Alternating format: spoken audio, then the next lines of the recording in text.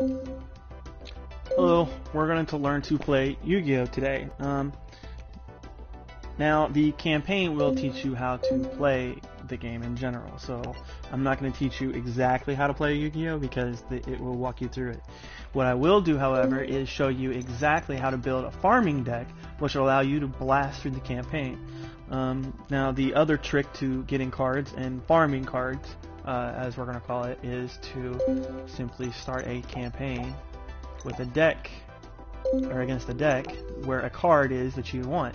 So I want some more of the Jack's Knight, Queen's Knight, and King's Knight. So I'm going to face Yugi here, skip it, pick a deck, doesn't matter, because as soon as we load in, we're just going to surrender. You're going to automatically get one card. Now that is one strategy to farming. Now you might ask then, well, what's the point in getting a farming deck together? That's because if you do play the game out, you will get 3 cards instead. Now, with a good farming deck, rather than get into the game and surrender right away, I'm going to win in 4 to 5 turns. The longest I think I've had a game go was 12 turns, which is still like 2 minutes because you're going super fast. You don't sit around and like read the cards. You know what your deck does. You're going to destroy their cards and play your cards, and the game will be over super fast. And you'll get more cards doing it that way than surrendering. So, wow, how about that? I got a Queen's Knight. So again, that's one of the strategies, is get in, surrender, get the card, and get out. Not really fun though, where the farming deck, it is a lot more fun. So let's teach you how to build that farming deck now. So, as you play through the campaign, every card I'm going to build out of this farming deck right here, it's going to be found in this campaign right here. So by the time that you get to, around, where you start facing the God cards here, you should have a lot of these cards, or cards similar enough to where you can still build it. And by the time you finish Yugi out here, right here, you should be able to farm up all the cards that you're going to need for the GX, 5Ds. I'm here now. I think I beat GX in like, oh man, it was super fast. I've only been playing for at least like 24 hours, like a good 24 hours of straight gameplay. Like, sat down and just blasted it out. I think I beat 5Ds in 3 hours. So it just got faster because I was tweaking my farming deck as I was going. I haven't blasted this one out yet. I've been taking my time because there's a new mechanic. At the beginning of each campaign, there is a new mechanic that you should learn. And if it's something that I don't know, I take the time to understand the mechanic. So, we want a farming deck. Now, you have all these decks from people that you beat. So, it does take time to go through and look at the decks to decide what cards that you need. So you want to find the deck that has the majority of the cards that you want and that you're looking for. Love this deck here because it has, let's see, good card. It'll help you out in your farming deck right here because it's a card that you can keep bringing out on the field. This is a good card for later on, so it's good to have. Mirror Force is a good card. Obviously, you're probably going to want the God cards, but it's not going to help you for the farming deck. But still, it's a good deck. That's how you find the decks, the cards you want. You just go through and figure out which ones you want. Now, for me, I farmed a lot of the Kaiba decks and Yugi decks because you find a lot of the good cards in their decks. Plus, they play multiple times over and over and over. But that gets you the list. Now, eventually, you're going to end up with something like this. Now, the point of this deck here is you want magic and trap cards that destroy your opponent's field. You're not worrying about buffing your monsters. You're not worrying about countering what your opponent does. You just want to make sure they have nothing and you have everything. So, yes, it's a banned card, but you play My Valentine, you play the Harpy decks, get 3 Harpy's Feather Dusters. Destroys all magic and trap cards on their field. Now, it is a banned card in the normal play, but again, we don't care about that. We're going for farming the campaign. We're looking to just be able to farm decks and campaigns over and over and over. You want to beat that person in 4 turns, 5 turns. I've actually beat a lot of them in 2 turns with the farming deck I got going now. This isn't the one I'm using, but all of these cards can be found in the original campaign. So you can farm this deck out, or you can get this deck before you go into GX. Every card here is available before GX. you probably will end up with at least 2 to maybe even 3 of the mirror forces before you even reach halfway through. Like, you'll just have them in your trunk. You'll have a Regeki. I only ended up with 2, and I haven't farmed for 1 because they're in almost every deck that you face at the beginning of the campaign. You'll see them. They'll just come through. Regeki destroys all your opponent's monsters. Boom, they're gone. You want 2 or 3 in your deck for sure. Graceful Charity and Pot of Greed. No, they do not destroy cards, but they give you card advantage. They give you more cards in your hand than your opponent has, and they're banned for a reason. That little red circle, banned for a reason. Super good card. Now, anytime that you're playing in the campaigns, banned cards don't matter. Put as many of them in there as you want. Right here, best card in the game. Best card, hands down. It has no downside. Always useful card. Monster Reborn. The only time this card wouldn't be useful is if a monster's not in your graveyard. And if a monster's not in your graveyard, it usually means you're doing something right. So, good card almost no matter what. Right there is Monster Reborn. 3 of those in the deck. Harpy Speller Duster, 3 in the deck. Regeki, you are allowed 1 in your normal decks, but for your farming deck here, you can have 3. Put them in your deck. Mystical Space Typhoon, that's another one of those cards that destroys a magic or trap card on the field. Really good card. You have like 3 or 2 in your main board for your farming deck. Now, monsters. The important thing about your monsters is effects, alright? So you want to look at those first. Your effect monsters need to have things like destroy target monster or destroy target spell or trap card on the field, alright? Those are the effects you're looking for. Now, you can get cards like this, which when you're starting out is pretty useful, but all it does is stall the game. It's a really good effect monster, it's a really good monster in general, however, he stalls the game. Same thing with Revival Jam here. You can have 3 of these in your deck. You know, it just stalls the game out though. Like, it's not gonna, the whole point of a farming deck is to go really fast. They're still useful though, especially when you're first starting out, so don't forget them. But the important effect monsters are the ones that destroy a creature, or destroy your opponent's monster, and destroys their magic and trap card field. So those are the ones you're going to go for. Other than that, you just want the strongest monsters you can find, which is why I've got these normal monsters right here.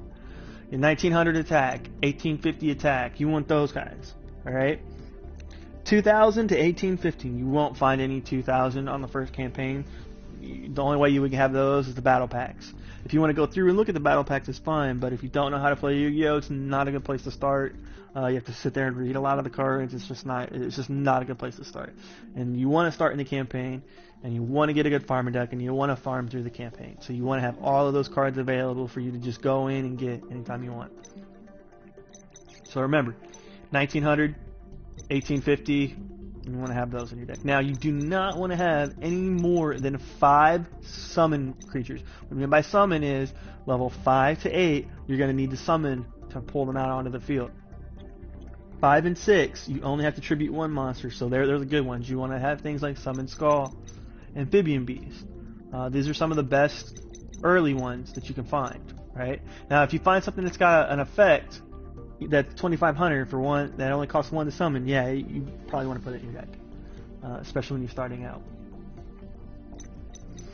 An effect monster. Now, this is not one of those monsters that deal damage, or this is not one of those monsters that destroy anything.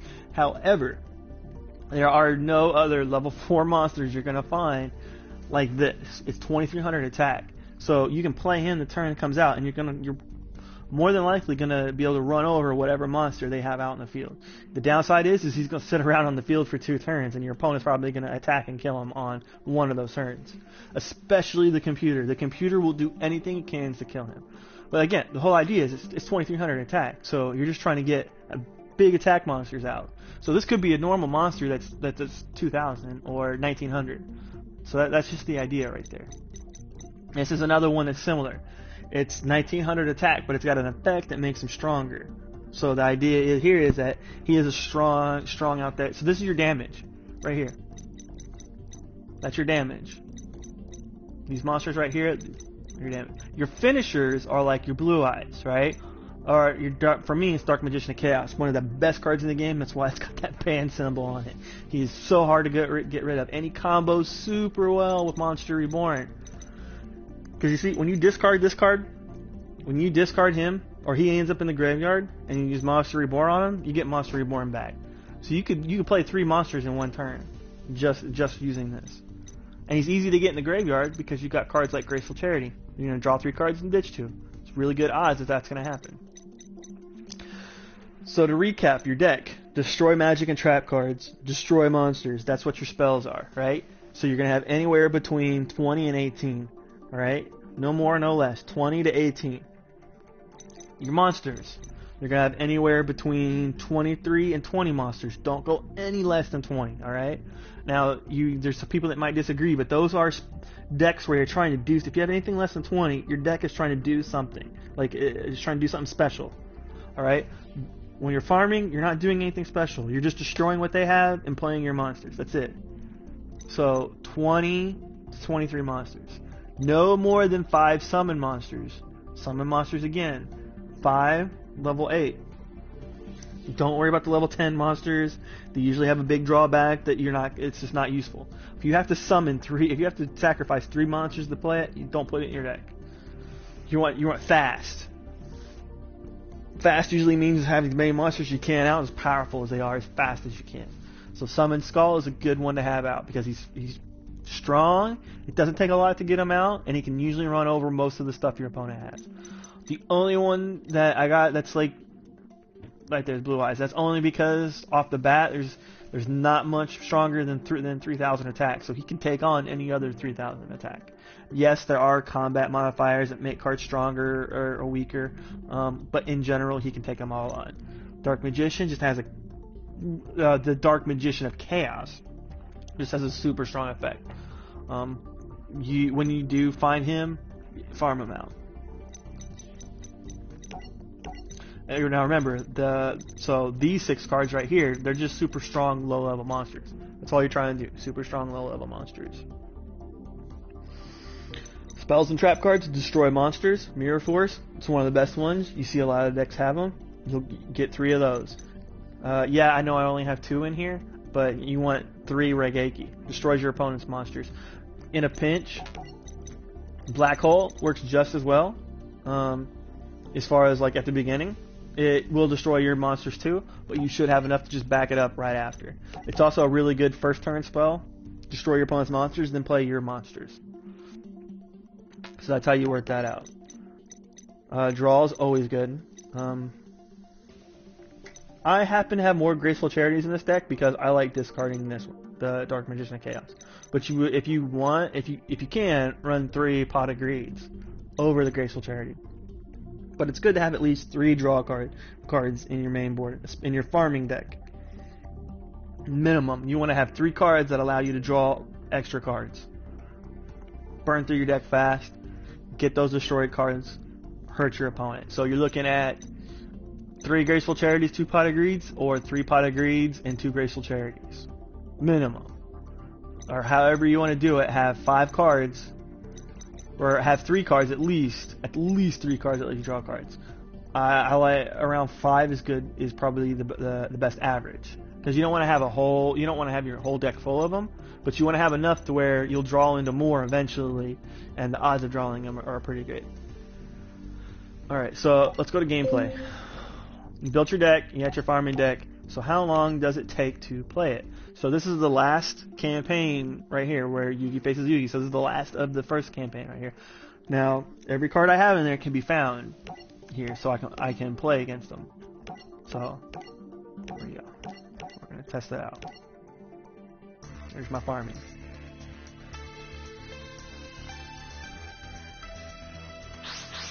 So while we're waiting here, one of the better places to farm to is the Duelist Challenge. Now you won't get to see what's in that deck until after you face them, but it's almost the best version of that person's deck that could possibly be. So it's the best version of Kaiba's, the best version of Yugi's. So whatever they were trying to do in their deck, it's almost certainly the best version of that deck. I farmed out Yugi's Duelist Challenge deck because it had some of the best cards, or it had one of the best cards that you're going to need even in your normal deck. So even when you go face real people, you're going to want it. It's called Breaker of the Magical Warrior. One of the best cards you could possibly ever get. Alright, so I recommend after you beat the campaign, go in there and get that card.